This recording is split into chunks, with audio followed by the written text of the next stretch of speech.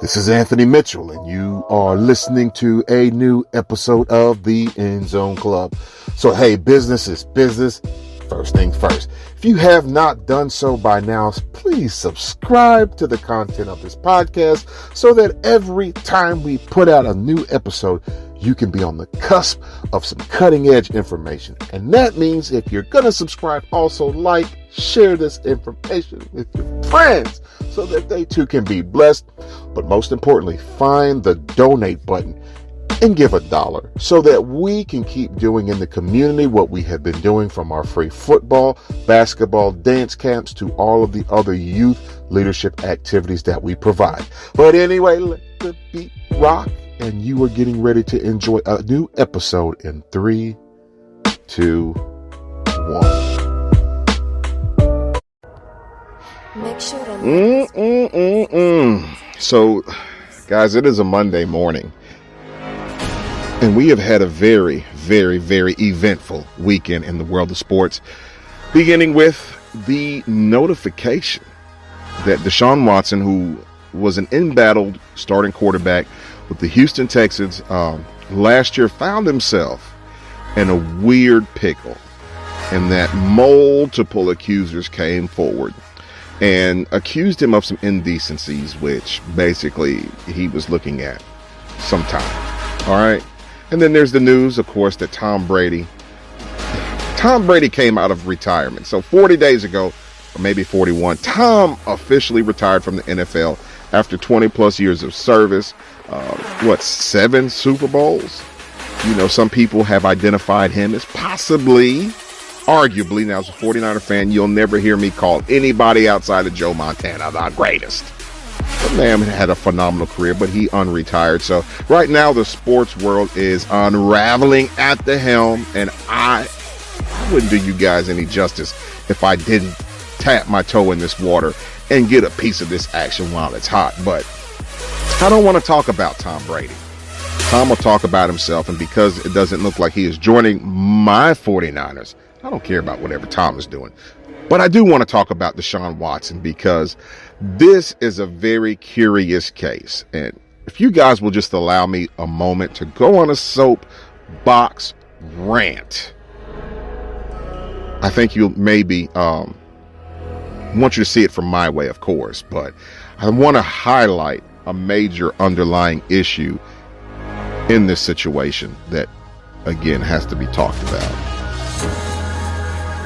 But first, there were at least 9 accusers in his situation that came forward and began to share some very, very, very personal inside information from experiences they had. Now, most of these ladies, I think all were masseuses and had rendered services to him as an athlete in the area of, basically physical therapy. Athletes, they get hurt, so a lot of them have these very, very high regimens for, in between games, in between workouts, keeping their body adept, whether it's, some guys do the hyperbaric chambers, which is the oxygen tank. Some people, they do, they alternate ice baths with, heating elements and various things. So they have this very, very structured, very nuanced techniques that they use to keep their bodies, their investment, which is basically what makes them money. They pour a lot into this. And this guy had these ladies that were rendering services, and then somehow some information came out that was very,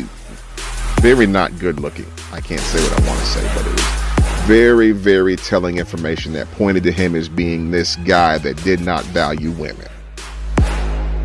Now, when we have these conversations, guys, we have to be honest that in America, at least 1 out of every 6 women have at least either had an attempted rape or they have been raped. That's over 17 million women in this country that have been the victim of sexual assault. What makes that statistic mind-boggling is it drives close to home for me that there is a reality that multiple women in my family, women make up a predominant section of my family, that at least more than one have been sexually assaulted. So with that said, whether or not I know this or know who they are or know their experience, I do realize that someone around me is carrying this experience that may be unfair to them, I don't know, or unfair to me that I don't know, but the signs for some people have been there. but statistics are saying it happens, and it happens a lot, and we need to do something about it.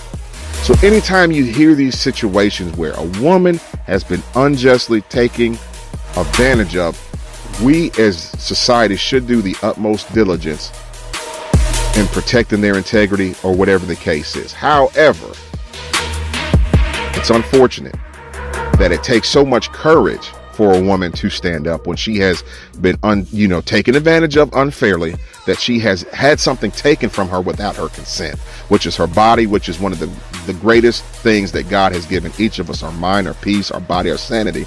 And for so much of that to be taken by somebody in a very cowardly move, it moves me. It hurts me. I hate to hear this.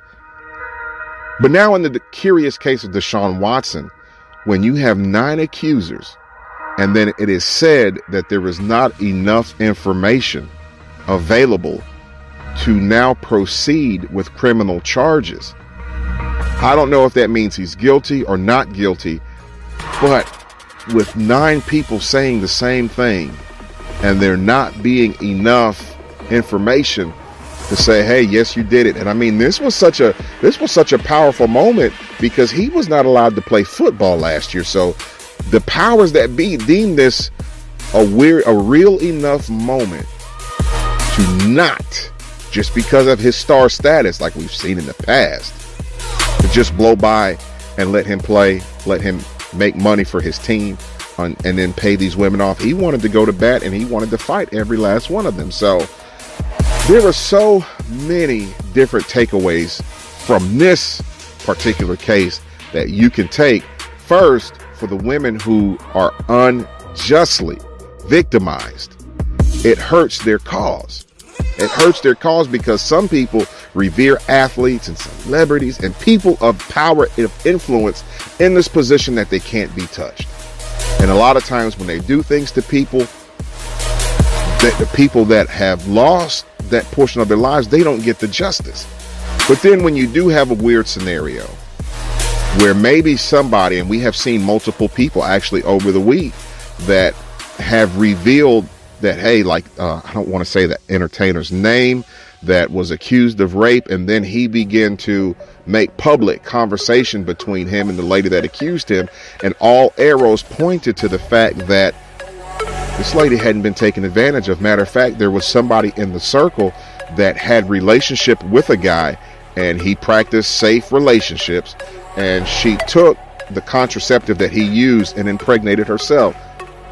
This is a very graphic conversation, but there is this reality that there are some people in this world that will stop at nothing to make others look bad.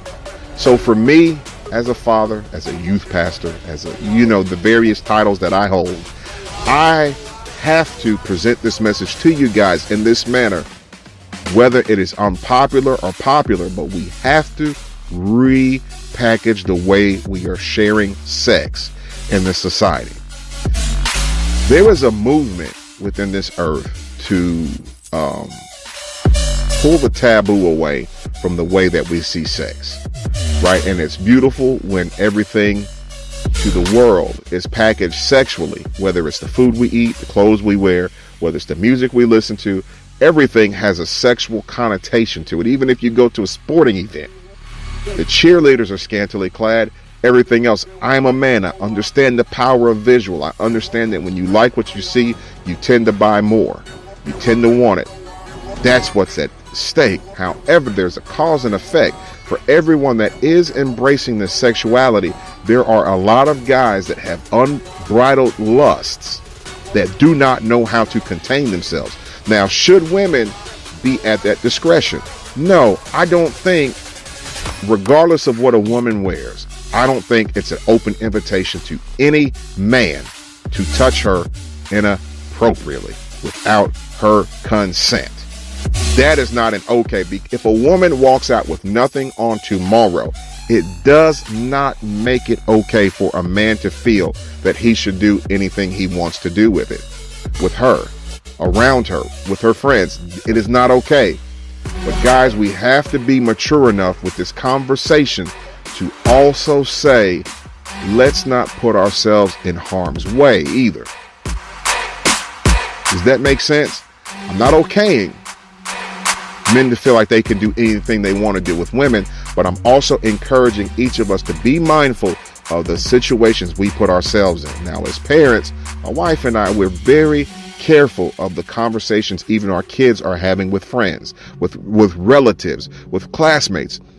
They're on Instagram, they're live streaming, well, if they're doing things on Roblox and Minecraft or whatever games, and everything's live and everybody's talking, we have to pay attention to the content, because it takes nothing for somebody at a young age to start trying to groom kids with the seeds they plant. And I feel, for me personally, y'all may not agree with this, but society is doing a lot to plant seeds in these kids that lower their cognitive ability to see tricks and games being played to the time they get 18 and they got no inhibitions whatsoever.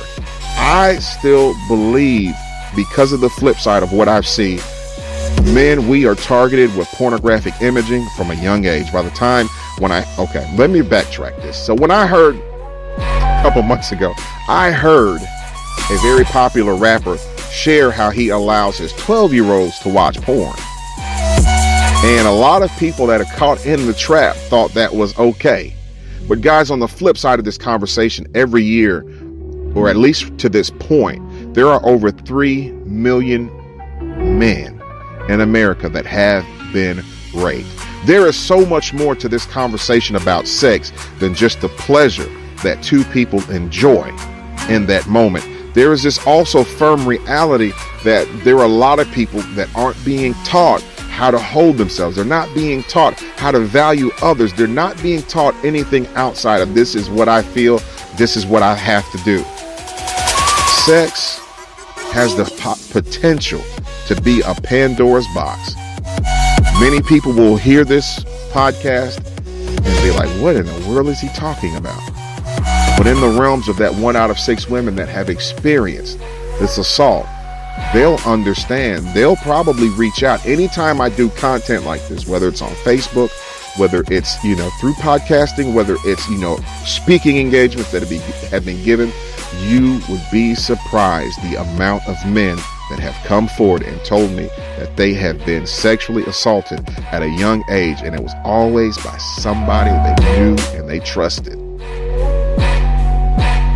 You can't talk about embracing your body, embracing sexuality. You can't talk about these things without seeing the far outside fringes of what comes with it.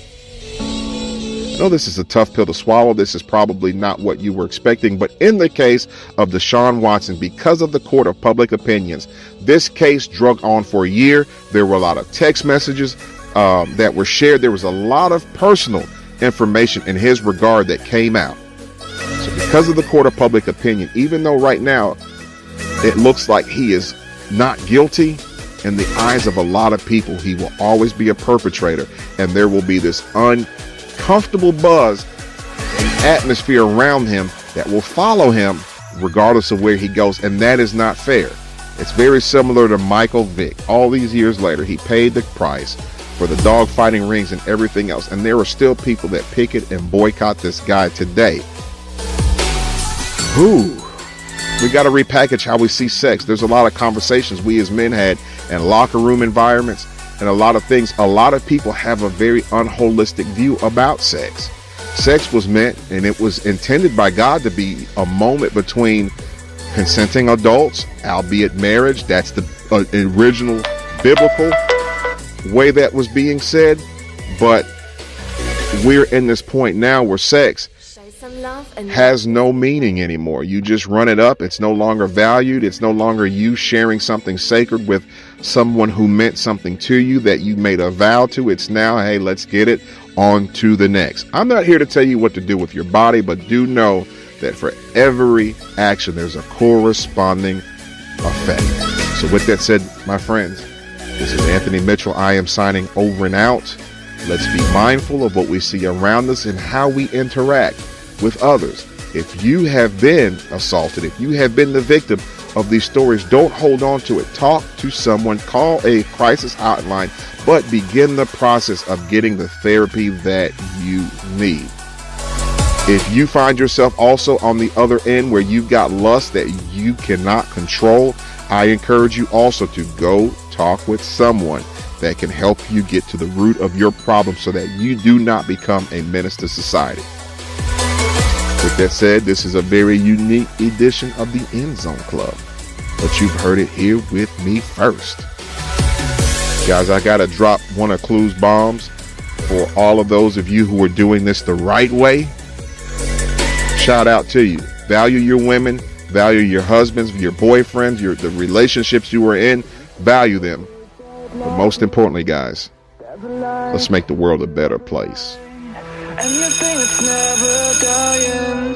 You love the light, you love